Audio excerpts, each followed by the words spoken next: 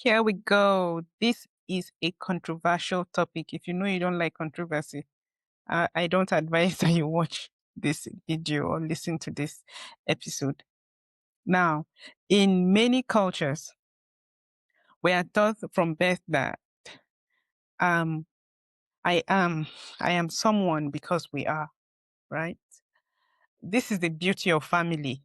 I understand it. This is the strength of community. But there's a shadow to these things, right? The shadow side of it. And it's the pressure to forgive for the sake of family peace or the sake of community harmony, even when our souls are still screaming, our souls are still screaming in pain. We are told to let it go for the sake of the name, the sake of the business, the sake of the family, the sake of the children, the sake of whatever binds us. But what if your healing is not a community project? What if before you became part of we, you were first of all yourself?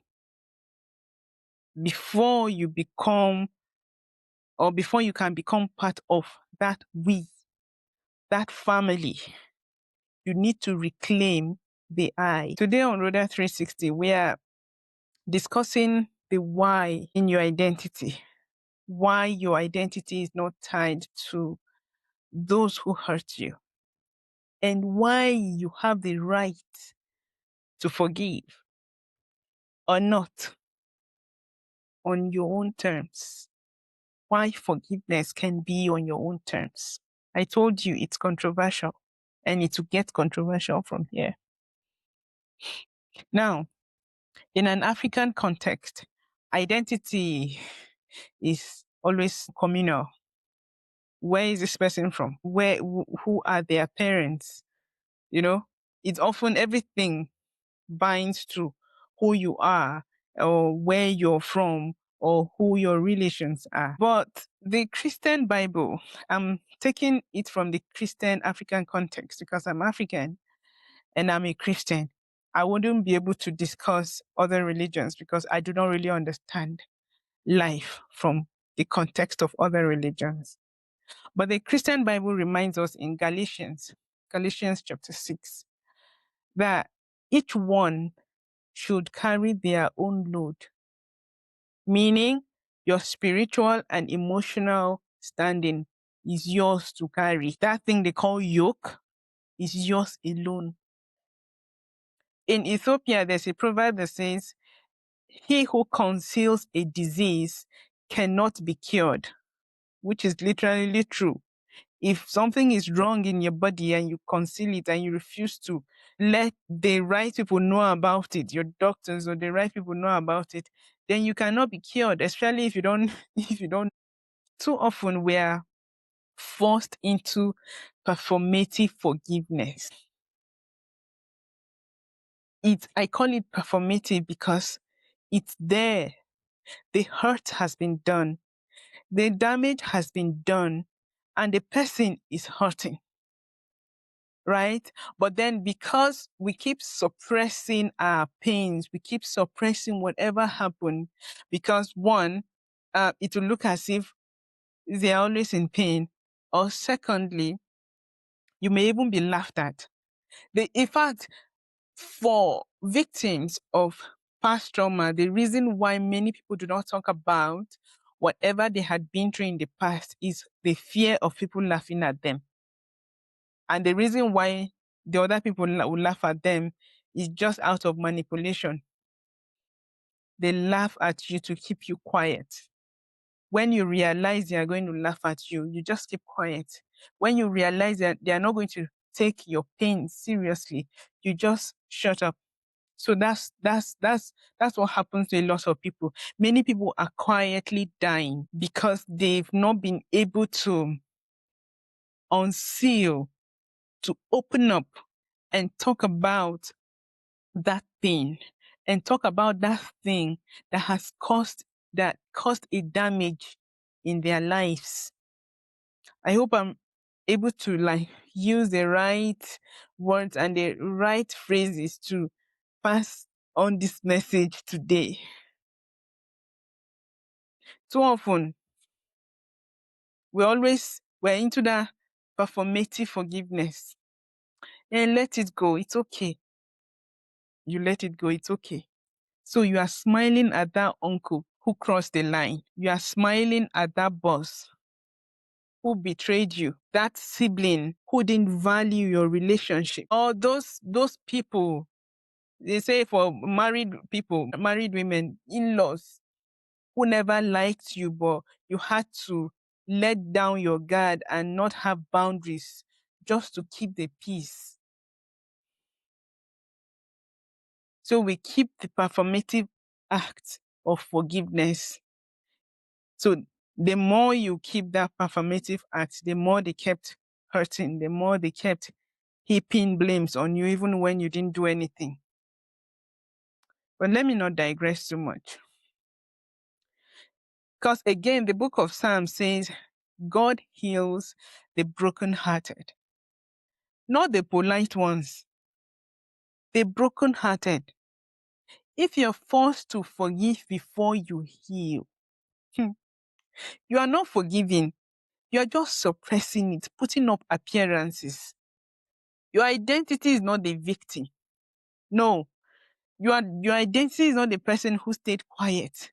And especially in Africa, elderly people like the ones who kept quiet, the ones who suppressed it, the ones who wouldn't say anything that happened is okay, the ones that would lie down for anybody to walk on.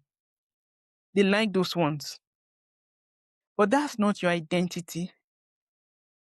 Your identity is a child of God, the whole person, holistically, body, spirit, soul, regardless of whether you choose to sit at the table with the offender again, whoever the offender might be.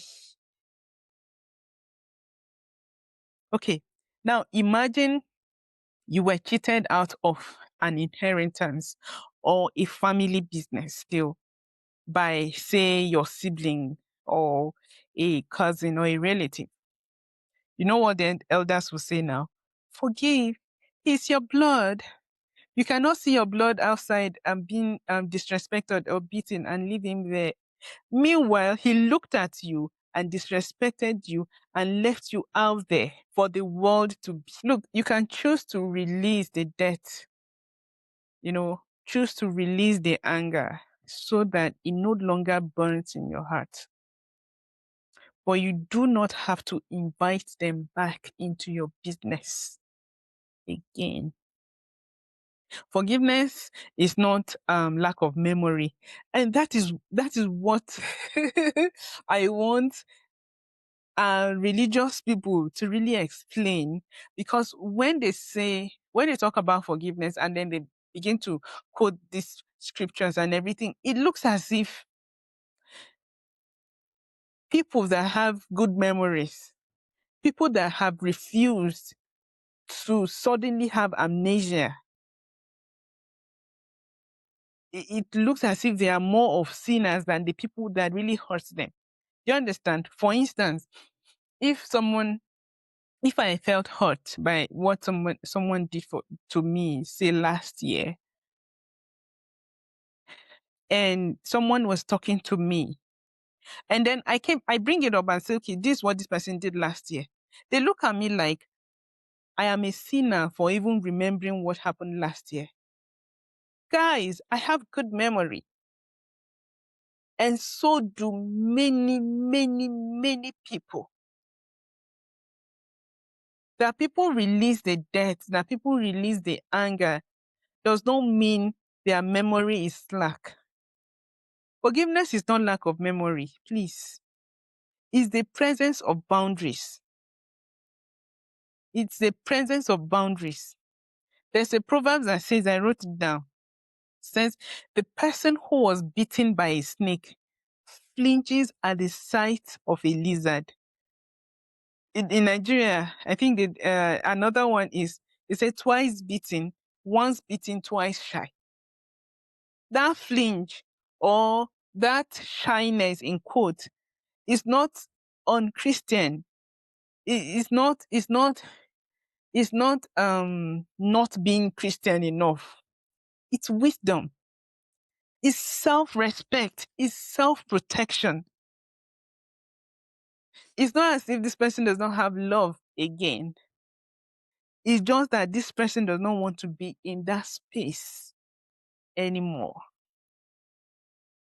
Friends, I did an earlier video about this forgiveness stuff. I just had to um round it up here. Reclaim your name. Whatever they've done with your name in the past, you're alive. You still have the time. Reclaim your name. Reclaim your value. Your peace is not a sacrifice for the community or for the collective or for the family. No. Your peace is yours to enjoy. Your name is yours to redeem and keep. Your value is yours to be proud of. This is Rhoda 360, and I want to assure you and encourage you and remind you again that you are whole, but on your own terms. See you in the next cycle. Bye.